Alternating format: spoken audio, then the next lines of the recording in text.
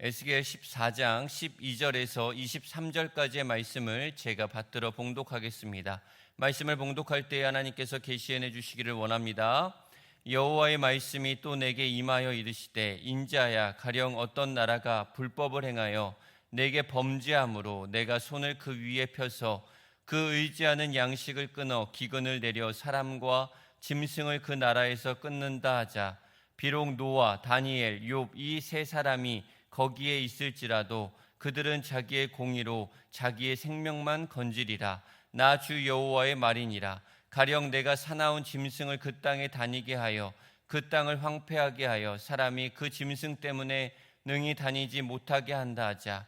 비록 이 세 사람이 거기에 있을지라도 나의 삶을 두고 맹세하노니 그들도 자녀는 건지지 못하고 자기만 건지겠고 그 땅은 황폐하리라. 주 여호와의 말씀이니라. 가령 내가 칼이 그 땅에 임하게 하고 명령하기를 가라, 그 땅에 돌아다니라 하고 내가 사람과 짐승을 거기에서 끊는다 하자. 비록 이 세 사람이 거기에 있을지라도 나의 삶을 두고 맹세하노니 그들도 자녀는 건지지 못하고 자기만 건지리라. 나 주 여호와의 말이니라. 가령 내가 그 땅에 전염병을 내려 죽임으로 내 분노를 그 위에 쏟아 사람과 짐승을 거기에서 끊는다 하자. 비록 노아, 다니엘, 욥이 거기에 있을지라도 나의 삶을 두고 맹세하노니 그들도 자녀는 건지지 못하고 자기의 공의로 자기의 생명만 건지리라. 주 여호와의 말씀이니라.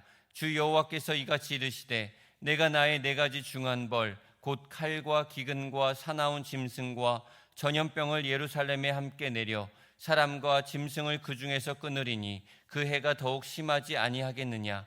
그러나 그 가운데에 피하는 자가 남아 있어 끌려 나오리니 곧 자녀들이라. 그들이 너희에게로 나아오리니 너희가 그 행동과 소행을 보면 내가 예루살렘에 내린 재앙 곧 그 내린 모든 일에 대하여 너희가 위로를 받을 것이라.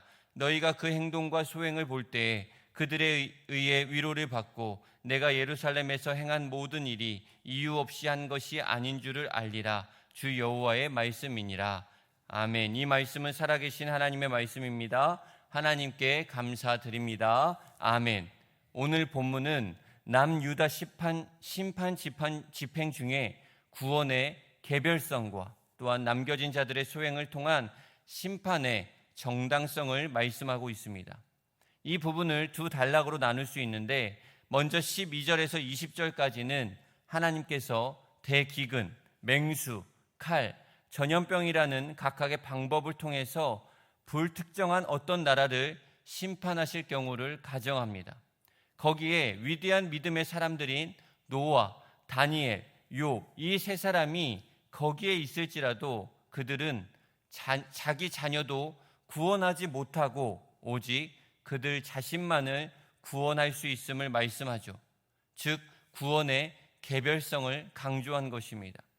두 번째로 20절에서 23절은 예루살렘에 대한 총체적 심판 집행과 심판 중 남겨진 생존자들의 악한 소행 때문에 심판을 받았다는 심판의 정당성을 말합니다. 즉 하나님께서는 앞서 언급한 네 가지 재앙으로 말미암아 그 해가 극심할 것임을 말씀합니다. 그리고 혹독한 심판 중에 남겨진 자들이 보이는 악한 행실을 표본으로 삼아 왜 하나님께서 예루살렘에 심판을 내리셔야 했는지 그 정당성을 입증해 보이시는 거죠. 그리고 그 심판은 의인에 대하여는 구원을, 악인에 대하여는 파멸을 말씀하고 있습니다. 이러한 일은 장차 우리들 모두가 당할 최후 심판 날에 있을 일이기도 합니다. 우리는 그날에 오직 예수 그리스도를 믿음으로 말미암는 의와 신앙의 삶을 들고 하나님 앞에 설 것입니다. 우리는 이 사실을 잊지 말며 우리는 항상 심판을 준비하는 삶, 언제 어디서든지 의를 지키는 삶을 살아야 할 것입니다. 오늘 말씀을 통해 하나님께서 우리에게 주시는 메시지는 무엇일까요? 첫째, 인간의 구원은 하나님 앞에서 철저히 개인적입니다. 14절에 보면 비록 노아, 다니엘, 욥 이 세 사람이 거기에 있을지라도 그들은 자기의 공의로 자기의 생명만 건지리라 말씀하죠. 이 말씀은 약간의 차이가 있지만 동일한 뉘앙스로 16절, 18절, 20절에 반복되고 있습니다. 여기서 노아와 욥은 그들이 살던 당대 최고의 의인으로 하나님께 인정받은 사람들입니다. 그리고 다니엘은 바벨론의 유대 침공 때 바벨론의 포로로 잡혀가 총리의 지위까지 오른 사람입니다. 하나님께 대한 신앙과 지혜로 이스라엘 백성들은 물론 이방 민족들에게까지 명성이 자자했죠. 즉 노아, 다니엘, 욥은 하나님께서도 인정하시고 친히 의인의 표상으로 추천하신 훌륭한 의인들을 지칭합니다. 그런데 하나님께서는 이들이 당신의 재앙으로 심판하실 나라들 가운데 있을지라도 결코 그들의 의로 다른 이들을 구원하지 못하고 오직 자신들의 의로 자신들의 생명만 건질 것이라고 말씀합니다. 뿐만 아니라 심지어 자기 자신들도 구원하지 못한다라고 말씀합니다. 이는 두 가지 사실을 의미해요. 첫째는 이들의 중보가 다른 사람들의 구원에 아무런 영향을 미치지 못할 것이라는 거죠. 이들은 분명 다른 사람을 위하여 중보할 것입니다. 그러나 이들의 중보조차 행악하여 심판받을 사람은 하나님의 심판에서 건질 수 없습니다. 이는 물론 중보기도의 무용성을 말하는 것이 아니에요. 중보기도는 역사하고 힘이 있고 능력이 있다라고 성경에서 분명하게 말씀하고 있습니다. 모세의 중보기도는 범죄하여 몰살의 위기에 처한 이스라엘에게 다시금 소망을 주는 일이기도 하였습니다. 여기서는 다만 돌이킬 수 없는 상황, 곧 이미 하나님의 심판이 확정된 상황에서의 중보를 말하는 것이죠. 하나님의 심판이 이미 확정되면 아무리 위대한 의의 인물일지라도 아무런 소용이 없다라는 거예요. 두 번째 의미는 의인의 의가 다른 사람을 구원하는 데에 아무런 영향을 미치지 못한다라는 거예요. 의인의 의는 다른 사람에게 긍정적인 영향을 미쳐 그들로 선을 행하게 할 수는 있습니다. 그리고 하나님의 구원의 은혜를 입는 기회를 제공할 수는 있습니다. 그러나 의인의 의가 아무리 탁월할지라도 죄인을 직접적으로 구원하는 데 영향을 미치지 못할 것입니다. 결국 구원은 철저히 개인적이라는 거예요. 구원은 하나님과 각 개인의 문제입니다. 인간은 누구도 자신의 의로 다른 사람을 구원할 수 없습니다. 노아는 당대의 사람들을 홍수의 심판으로부터 구원하지 못하였어요. 가족들 또한 노아의 의로 구원받은 것이 아니라 의로움의 영향을 받은 것뿐이죠. 다니엘도 욥 역시도 그렇습니다. 우리는 구원의 개별성을 명심해야 합니다. 다른 사람의 의, 예를 들어 배우자, 부모의 의를 힘입어 구원에 무임승차할 수 없습니다. 또한 남편이나 아내, 부모나 자녀, 친구 등의 자신의 의로 상대방을 구원할 수 없음을 알고 정말 상대방을 사랑하고 그들이 구원에 이르기를 바란다면 그들로 하여금 자신의 의를 갖추도록 권고하고 선한 영향력으로 이끌어야 할 것입니다. 둘째, 구원은 인간의 행위의 의가 아니라 믿음의 의로 받는 것입니다. 앞에서 말씀드린 바와 같이 말씀에서 구원이 철저하게 개인적인 것임을 가르쳐주고 있어요. 그런데 우리는 본문에서 언급하고 있는 자기의 공의로라는 말을 인간의 구원이 자기의 의로운 행위로 말미암는다라는 의미로 해석해서는 안 됩니다. 인간은 아무도 행위로 구원에 이를 수 없습니다. 그것은 인간이 아무도 자기를 구원할 만큼 의롭지 못하기 때문이죠. 바로 죄인이라는 거예요. 아담의 타락 이래 죄로 부패한 인간은 행위로 자기를 원할 만큼 의로운 행위, 즉 하나님의 기준에 도달할 수 없습니다. 성경은 의인은 없나니 하나도 없으며 모든 사람이 죄로 범하여 하나님의 영광에 이르지 못한다라고 말씀합니다. 이는 본문에서 말하는 의가 행위적 의미의 의가 아니라는 것을 알 수 있습니다. 그렇습니다. 여기서 의는 행위에만 관련된 것이 아니에요. 노아와 욥과 다니엘은 분명 다른 사람들과 달리 구체적인 삶에 있어서 의롭고 뛰어난 사람들이었어요. 노아는 자신을 죄로부터 지키려고 노력하였고 욥은 타의 추종을 불허할 정도로 경건한 사람들이었어요. 다니엘은 모든 유다 백성들이 우상에게 절할 때에도 그는 하지 않았습니다. 그러나 이들이라고 해서 허물이 없었던 것은 아니죠. 죄가 없었던 것은 아닙니다. 이들도 죄에 오염된 인간인 이상 허물이 있습니다. 노아가 술에 취해 벌거벗고 잔 모습을 떠벌린 셋째 아들 함을 저주하였어요. 욥도 그의 행위로 구원에 이를 수 없음을 하나님께서 말씀하셨죠. 다니엘의 경우 하나님의 임재의 영광 앞에 섰을 때 그의 몸이 썩는 듯 하였다라고 말했습니다. 이러한 증언은 그들 역시도 하나님 앞에 추하고 죄된 면모가 있음을 말해주고 있습니다. 그들의 행위의 의는 결코 자신들을 구원할 만한 의가 아니었어요. 그럼에도 불구하고 하나님께서 이들을 의인으로 인정하시고 구원하신 것은 그들이 하나님께 대하여 믿음을 소유하고 있었기 때문이죠. 이것을 하나님께서는 의로 여기셨기 때문입니다. 믿음의 조상들 모두가 그렇습니다. 이는 인간이 구원을 얻는 것은 행위가 아니라 믿음으로 말미암는다는 사실을 보여주고 있지요. 구원은 행위의 의가 아닌 믿음의 의로 주어지는 것입니다. 성경은 이것을 곳곳에서 강조하고 있어요. 인간은 아무도 행위로 구원을 받지 못합니다. 그러므로 우리는 추호도 행위로 구원 얻고자 해서는 안 되죠. 자신의 행위를 자랑해서도 안 됩니다. 우리는 모두 자신이 허물 많은 존재임인 것을 인정하고 믿음을 구원의 근거로 삼아야 할 것입니다. 물론 우리는 행위 면에서도 하나님 앞에 성결한 삶, 구별된 삶을 살아야 합니다.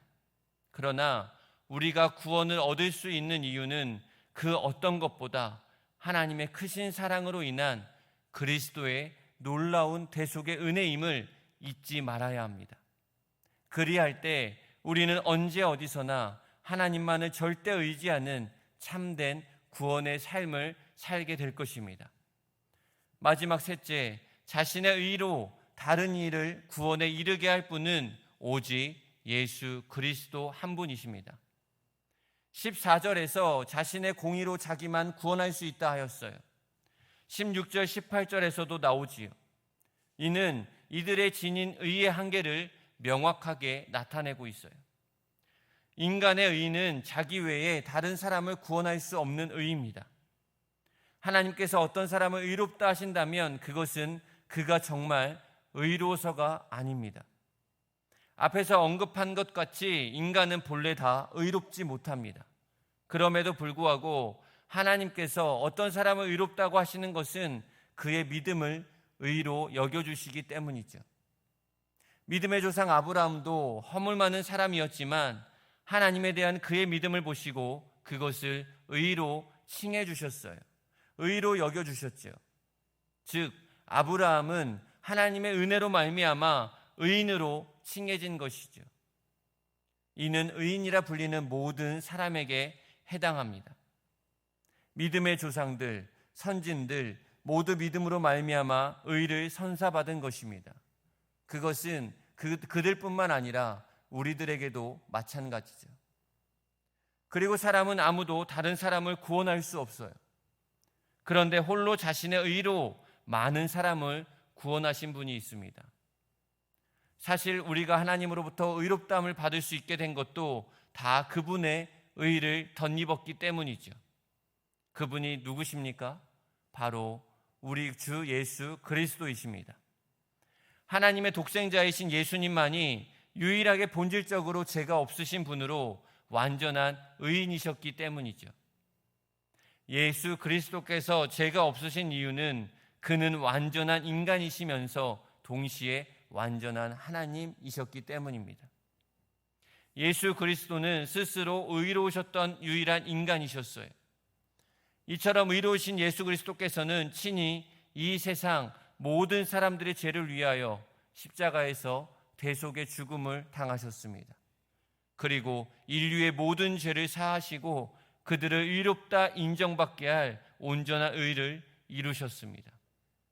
그리하여 누구든 예수 그리스도를 믿는 자는 예수 그리스도의 의가 전가되고 덧입혀져 하나님으로부터 의롭다 하심을 얻게 되는 것입니다. 곧 구원에 이르게 되는 것이죠. 인간이 하나님으로부터 의롭다함을 얻고 구원에 이르는 것은 자신의 행위나 다른 사람의 의를 입어서가 아닙니다.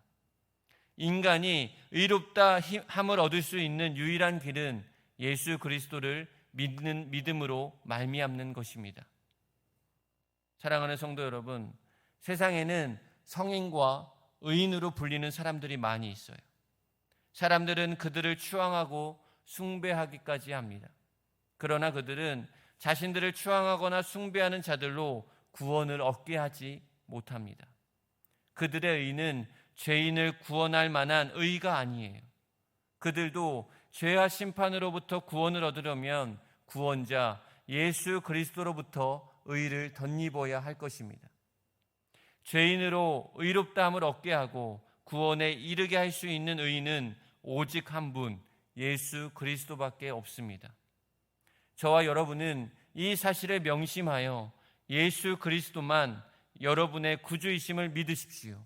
그리고 오직 그분만을 붙들고 의지하심으로 마지막 심판의 날에 구원받는 은총이 있기를 예수님의 이름으로 축복합니다. 기도하겠습니다. 자비로우신 하나님 아버지, 오늘 말씀을 통해 구원이 오직 하나님의 은혜로 주어지는 철저히 개인적인 문제임을 깨닫게 합니다. 저희의 행위가 아니라 오직 예수 그리스도를 믿는 믿음을 의로 여기시는 하나님의 사랑에 감사드립니다. 오직 예수 그리스도의 십자가 대속의 은혜만이 저희를 구원하는 유일한 길임을 굳게 믿고 언제나 심판을 준비하며 의로운 삶을 살아가게 하옵소서. 저희의 삶이 행위의 의가 아닌 믿음의 의로 충만하게 하시고 오직 예수 그리스도만을 의지하며 살아가는 복된 인생이 되게 하여 주옵소서. 저희 교회를 사랑하시고 축복하셔서 이 지역의 복음의 빛을 비추는 귀한 사명을 감당하게 하시니 감사합니다. 더욱더 연합하여 교회의 역할을 잘 감당하게 하옵소서. 담임 목사님 성령의 충만을 더하게 하시고 영육간의 강건함을 허락하셔서 맡겨주신 사명 잘 감당케 하옵소서. 모든 성도가 사랑 안에서 하나 되게 하시고 서로를 위해 중보하며 믿음의 굳건한 반석 위에 서게 하옵소서. 비전 트립 중에 있는 중고 청년들을 기억하여 주시길 원합니다. 오고 가는 모든 여정들 가운데 안전하게 지켜주시고 그들의 발걸음이 닿는 곳마다 하나님의 사랑을 전하는 통로가 되게 하옵소서. 세상의 가치관을 따르지 않고 오직 하나님만을 바라보며 살아가는 믿음의 다음 세대로 굳건히 세워 주옵소서. 무더운 날씨와 삶의 여러 어려움 속에서 고통받고 있는 성도들 긍휼히 여겨주시기를 원합니다. 육신의 질병으로 힘들어하는 성도들에게는 주님의 치유의 손길을 얹어주셔서 온전히 회복되게 하시고 마음의 고통과 시련을 겪는 이들에게는 참된 위로와 평안을 허락하여 주옵소서. 어떤 어려움 속에서도 믿음을 잃지 않도록 붙들어 주시고 모든 환난과 고통이 합력하여 선을 이루게 될 줄 믿으며 서로의 짐을 나누어지고 함께 기도하며 이겨낼 수 있는 사랑의 공동체가 되게 하옵소서. 이 모든 간구를 예수님의 이름으로 간절히 기도하옵나이다. 아멘.